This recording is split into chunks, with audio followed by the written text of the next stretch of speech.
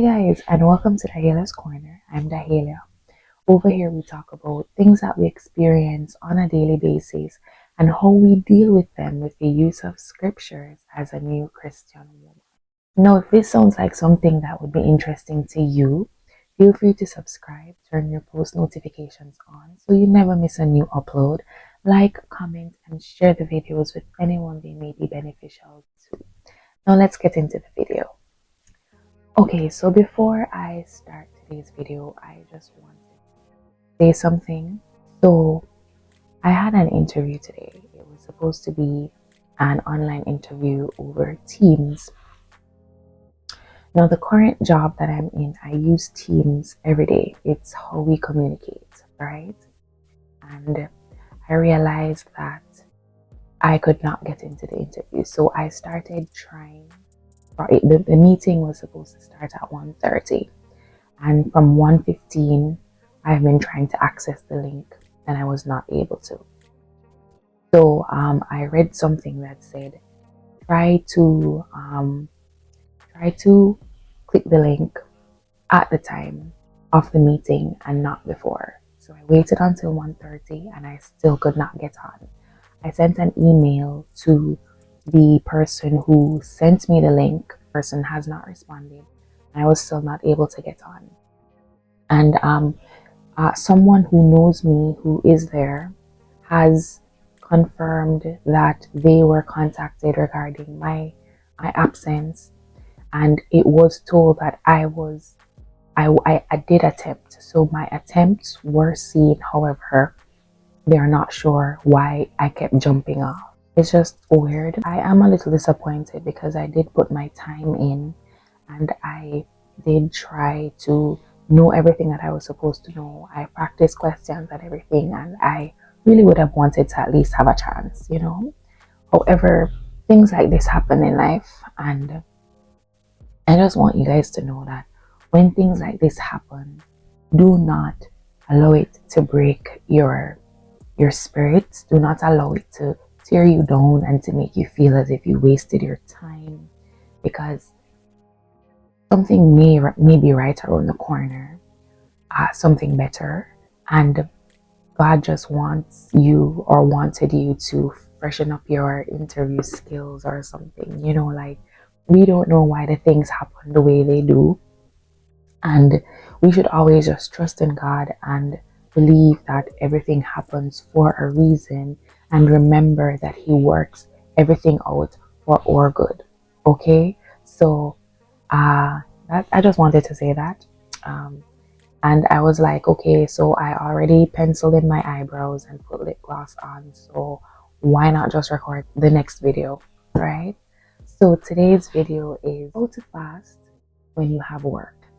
So I thought about this topic recently because I wanted to do a 3-day fast. I felt as if I was being called to it, and I never did fasting while actively working.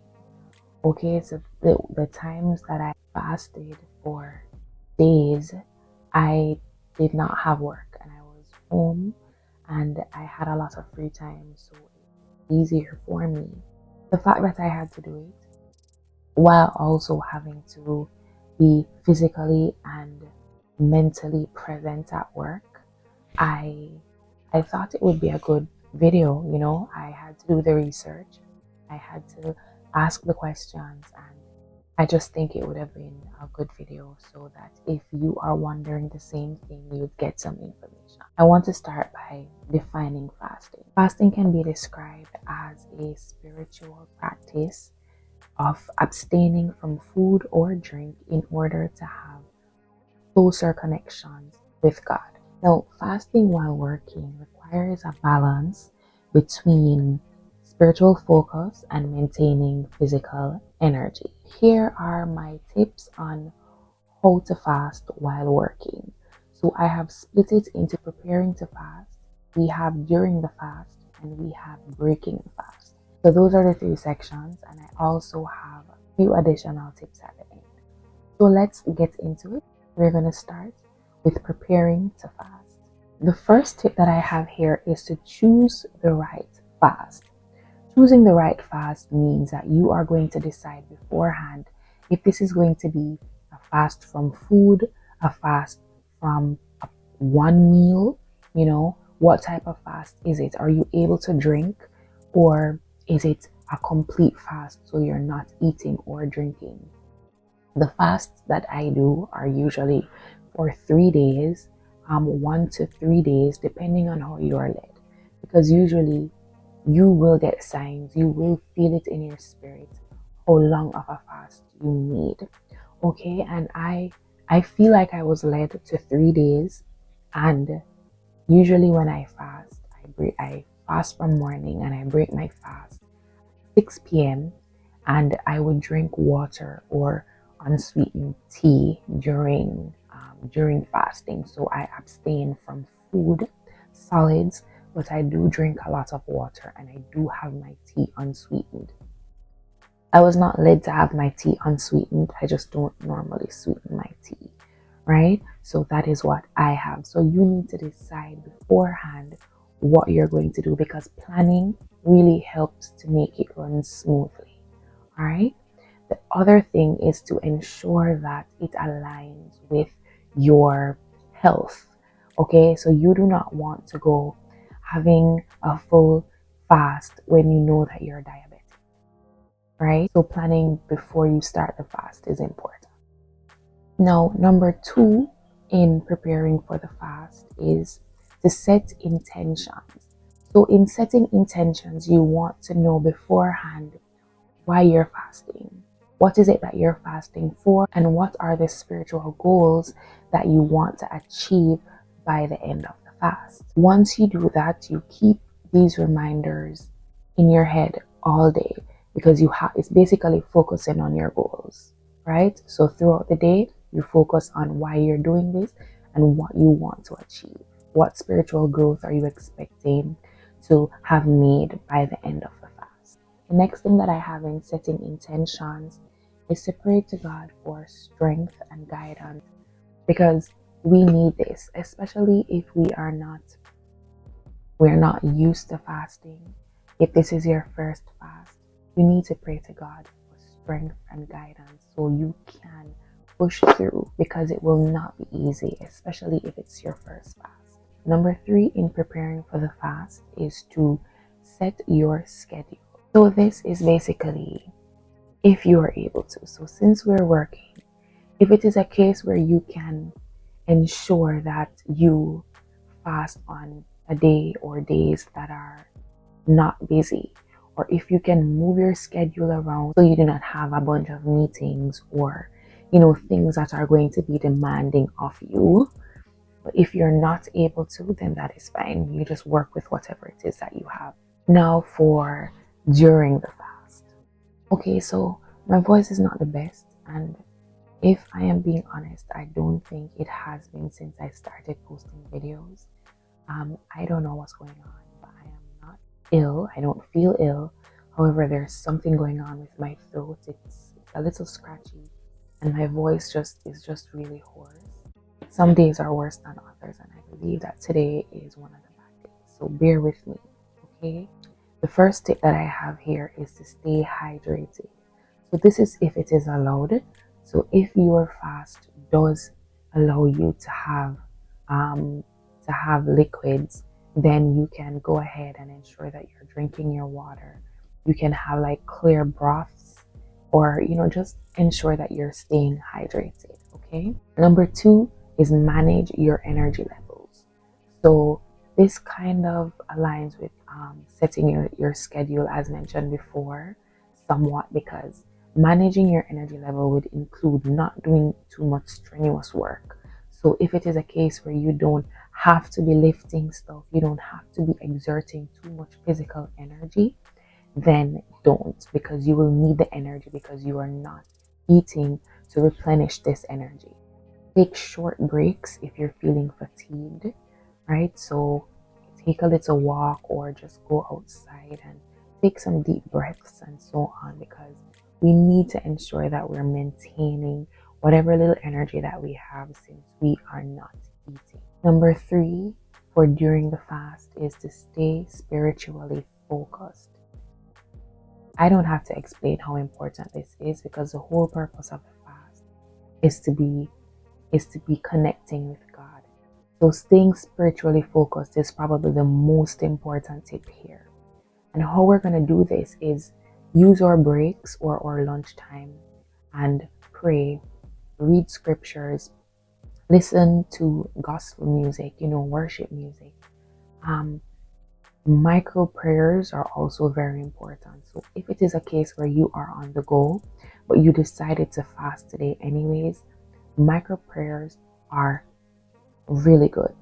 It doesn't have to be elaborate. It doesn't have to be like your regular prayers. A lot of those throughout the day will help you to remain spiritually focused. Number 4 for during the fast is to communicate when necessary. There is a scripture that mentions people who are fasting, and we are advised not to be like them. The ones who want to announce to the world that they're fasting. They want to look disheveled and want to look starving, and they just want everyone to know that they are fasting. And we're being told not to be like them. Okay, so advertising that you're fasting is not necessary. However, if you are asked, you can answer if you are led to do so. Okay, so people may notice that you're not eating, and they may ask. Co-workers that you go to lunch with may ask you if you're going to lunch now. Just regular, not trying to be nosy on all of in your business. But people will ask, and it is okay to say, oh, no, I'm not eating today, or I'm just going to have dinner when I get home. But if you are led to, you can say, oh, I'm on fasting today. It is okay. All right. That leads us to our third point, which is breaking the fast. Okay, so the first tip that I have here for breaking the fast is to break the fast wisely. This is to ensure that you start eating in small portions and eat something healthy. So you can start with a broth, or you can start with a salad, something light and healthy. Try to avoid large meals, especially if they consist of greasy foods. Right? I know you're hungry, and when I first started fasting, the first thing that I would want to eat after every fast is a cinnamon roll, because it's sweet, it's filling, and it's just really good. However, that is not advised, okay? If your fast was not like a long fast, so I do not eat a lot. So I do not believe that it is important for me, upon ending a fast, introduce foods gradually, because I'm literally just fasting for a couple of hours. If, however, you decide to fast for like longer time periods, so you decide to fast like from sunrise to sundown the next day and stuff like that, you don't want to just jump in and have like a full meal. So you introduce foods gradually. Start with a broth, something light. The second and last tip for breaking the fast is to reflect and give thanks. So the fast has ended, you made it. Now is the time we are going to give thanks to God for giving us the strength, for helping us to endure, and you're going to reflect on what the fast has taught you, how you feel after the fast. Did you learn something? Were you enlightened? What did you gain from the fast? And to also give God thanks for giving you the strength and the endurance to be able to push through. One tip that I have to prepare for the fast is to ensure that you eat well the day before and get enough rest. And the next tip that I have is, during the fast, ensure that you're listening to your body. God values your heart more than the length of your fast. So if you had decided to fast for 3 days straight without breaking, and you realize that your body is shaking, you are disoriented, and you just really can't, it is okay to break the fast. Let's not even put it at 3 days. If this is your first or second or even your third fast, and you realize that you're just fasting for a few hours, but you notice that you start feeling a little shaky and you're not able to go up to 6 o'clock. So you have to break the fast at 3 or 4 p.m. It is okay to do so. Just pray to God before you do and explain to God what it is that you are experiencing. Also, it is important to know that fasting is to build your spiritual man, because the further you go into reading and the further you are in understanding about the spiritual, you will realize that it is always portrayed that the spirit man and the flesh man are complete opposites in a sense. So your flesh is always going to be going against the growth of a spiritual man, because that is just the way things are. So in order to grow your spiritual man, which is very important, you have to learn to deny your flesh. Deny your flesh means that you're going to be hungry, but you have to fight it. Denying your flesh will mean that you're going to smell all the good foods and your body is going to tell you one thing. And you know that if you give in to that one thing, you are denying the spiritual man his growth. Okay? So I'm saying all of this to say, be aware of what is really going on, because you are going to be hungry. It is a sacrifice. Fasting is a sacrifice because we are humans and we need to eat. And in order to build that level of closeness to God, we have to be able to deny our flesh. We have to be able to make the necessary sacrifice. So I'm not saying if you decide to fast and you're supposed to end at 6 and at 2 o'clock you're feeling hungry and your body's telling you that you need to eat and everyone else is having lunch, and that is not something that you give into. It is when you are at a point where you feel as if you are going to pass out if you do not have something, right? You feel like it is impossible for you to complete the fast. That is when you pray to God and you break the fast. Okay, but your aim is to make it to the time that you have set. The scriptures for today's video, Isaiah 40 and verse 31. And it says, "But those who hope in the Lord will renew their strength."